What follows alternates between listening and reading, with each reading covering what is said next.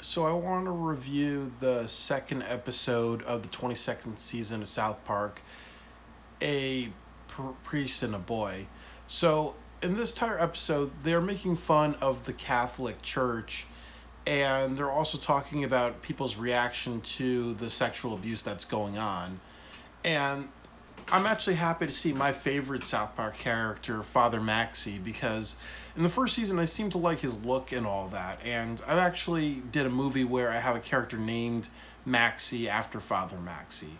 So what happens in this episode is that Father Maxi feels very shunned by the town and how they're reacting to him. So each time he gives a sermon in the church, they're always making jokes. They're always taking what he says and they're making sex jokes about priests and all that. So he kind of feels alienated and a bit of like a pariah and stuff. So he goes into kind of hiding and withdrawal. And the only person that seems to care about his feelings is Butters. And Butters tries to be friends with Father Maxi, and Father Maxi decides to be friends and have an affinity for Butters as friends through the entire episode. And later on, because Father Max is not at the church anymore because he feels pearls before swine. Why should he be disrespect? Why should he have sermons when he's being disrespected? That he's not the church anymore. So the town calls the Catholic Church and they send three people there to clean up his mess, quote unquote, and then things happen and then the episode ends later on. I just don't want to spoil it too much, but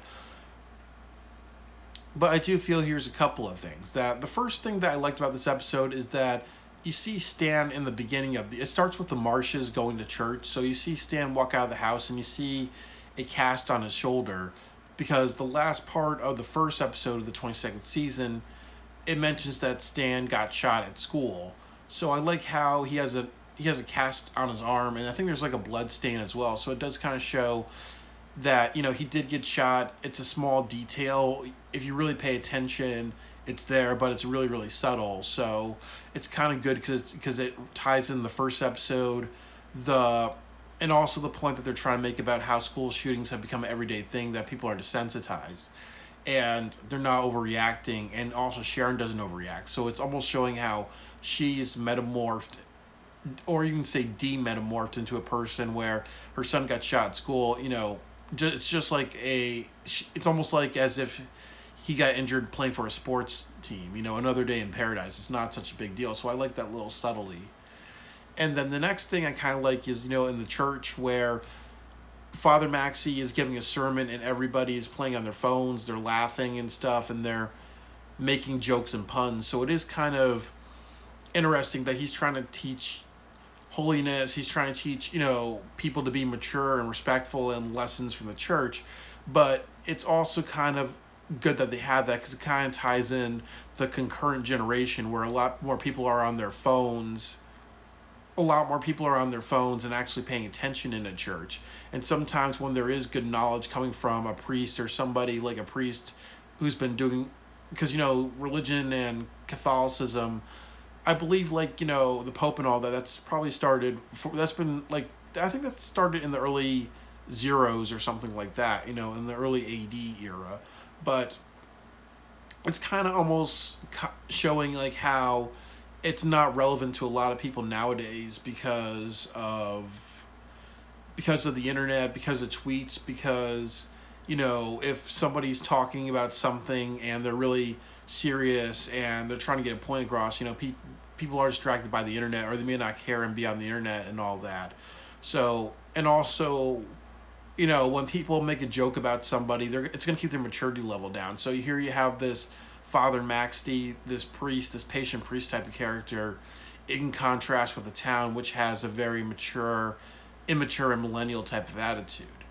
And I think that that's kind of a good metaphor for how people are not real, how the current generation is not really attached to the church. My parents, my dad was born in 1959 and my other parent was born in 1963. So during their time, the church was a big deal. But, I was born in 87 and I have a lot of family members who were born in the zeros or the 2010s. So to them, the church may not mean a lot, and it's not really reinforced with the church because of all the scandals. People don't want to be attached to something like sexual abuse and all that. And the other thing that I want to kind of say is that also there's also, I think that there's I think I'm not sure if it's Spider-Man or something like that, where I think there was a famous line about even even the priest needs help. No, and it's all no, it's in South Park. Sometimes the counselor needs counseling. Sometimes the priest needs a priest. Sometimes a hero needs a hero.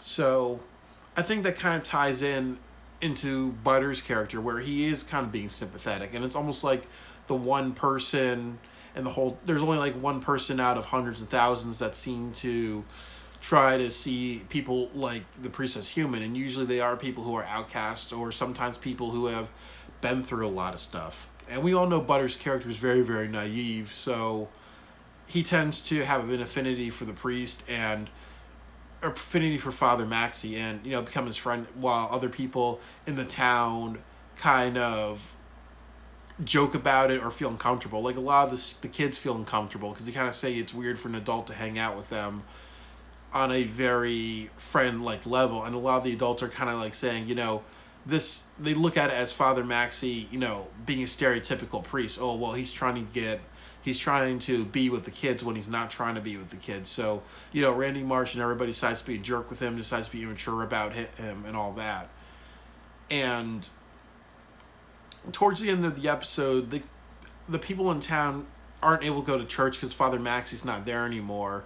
So they call the Catholic Church. The Catholic Church sends 3 people with cleaning equipment to use a vacuum to suck up any, seminal and blood and any type of fluids that could have been left behind by Father Maxi when he's not done anything. So they're basically they're trying to do a good job of covering Father Maxi's traits and all that. And when they find Father Maxi, they say, okay, here are 2 options. You can go to the islands, or you can get like cleaned by a Zamboni, which will end up killing him. But it's kind of good that they mention like islands and stuff, because what happens is sometimes, with their sexual tourism. So sometimes people who are very wealthy can go to Thailand, they can go to Africa, they can go to Russia, they can go to Korea, they can go to a lot of foreign countries, and usually Asian countries where there's not a lot of, where child pornography is allowed, prostitution is allowed, so they can kind of get off on their sick habits.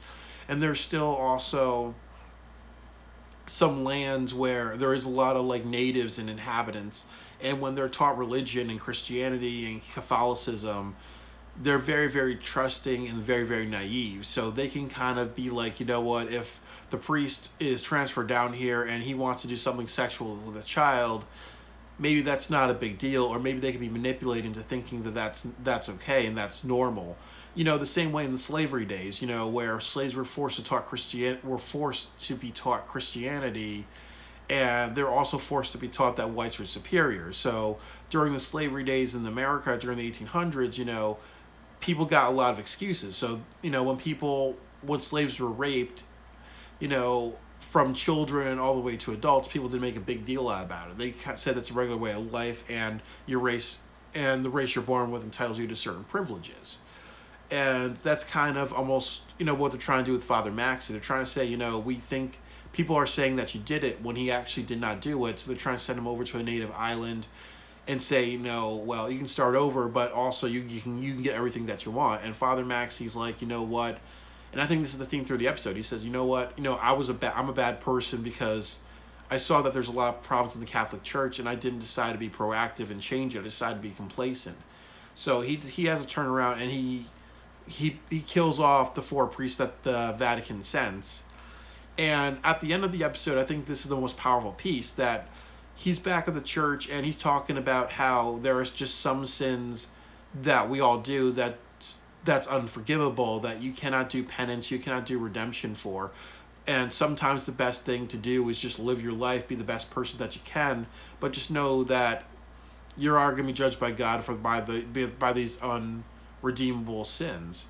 And it's kind of interesting because, again, in the church, everybody's playing on their phones and making jokes about it. So the people who should be hearing the message do not accept or ameliorate or care about the message that's being said to them. And that's very true about human nature, where sometimes, and I think everybody's done something extremely awful or extremely egregious, and sometimes we think we can cover it up. We think that we can be just like the people in South Park, where we can just kind of joke about our mistakes or joke about other people's mistakes, have a sense of Schadenfreude, and not really be upset with ourselves for the bad choices that we've made.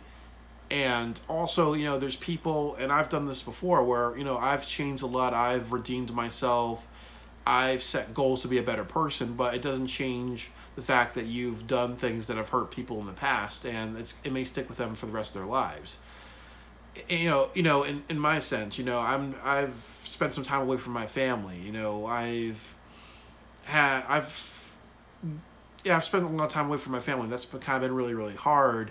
And I've kind of seen like how my brothers kind of grew up and changed because I've not been there for him and, some other family members. So, I've caused like some emotional hurt, but I've chosen in my life, when I work with other people, to be more considerate and be more caring of people's feelings. But it doesn't change the fact that, there's been a lot of years in my brother's life where he probably had needed me and I wasn't really there for him. But now he's in college and I actually work at the college he's at.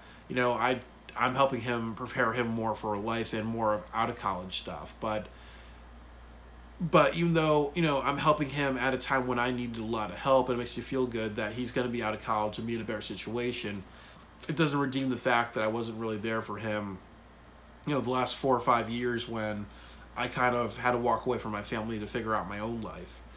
So even by redemption, even by finding faults in other people, and even just by being ignorant and all that, it doesn't, we always have to acknowledge that there's just some things we can't atone for, but just be a good person and never cover those things up. And I think that's what I meant to say, not atone for, but you can't just cover things up. So I think, it's a good message about human nature, and I think that's a very timely message, but a very human theme about, we as human beings have to not make the choices that are unredeemable. You look at how we still struggle with war, we still struggle with racism, we still struggle with school shootings, we still struggle with sexual abuse. Sadly, we have the Black Lives Matter movement because, after 400 years, black people are not treated in such a high light in the United States. And also, you look at the women's movement that, even nowadays in 2018, there are still countries where, a woman can be treated any way. And it wasn't until really the 1980s where spousal abuse, sexual abuse, child abuse, violence against women was really treated seriously. So not even 30 years out of the United States being around for, being settled by Europeans for over almost close to 400 years or more so. So, 400 or more years. But I really just kind of think that, it's a good theme. This episode does have a lot of good themes. I think it has more of a human theme than the last episode, about redemption. I think the last episode, the theme was about the dangers of complacency. And obviously, you read something like Dante's Inferno and other stories, and you read James Baldwin, where he does talk about the dangers of complacency. That's more tied into the first episode, but I think this episode's more of a tie of, I think complacency. I also think of not having the courage to just acknowledge problems and bury those problems. And also how we can shame other people instead of shaming ourselves and our society for the problems that we have. And also that sometimes there are people who want to redeem and take atonement and do a lot of things to become better. And sometimes we shun or we make those people pariahs, or we don't hear their words where they're telling us to be better people ourselves. So I really think this is another episode of, and I think that's the theme I've kind of seen, and I've kind of seen in my life and within this series, is basically the danger of human complacency, the danger of human ignorance, the danger of human immaturity, and how that really puts society in a motherfucking retrograde. So, I think another cerebral episode of South Park. I actually like this direction of South Park, and I think they're doing a really, really good job.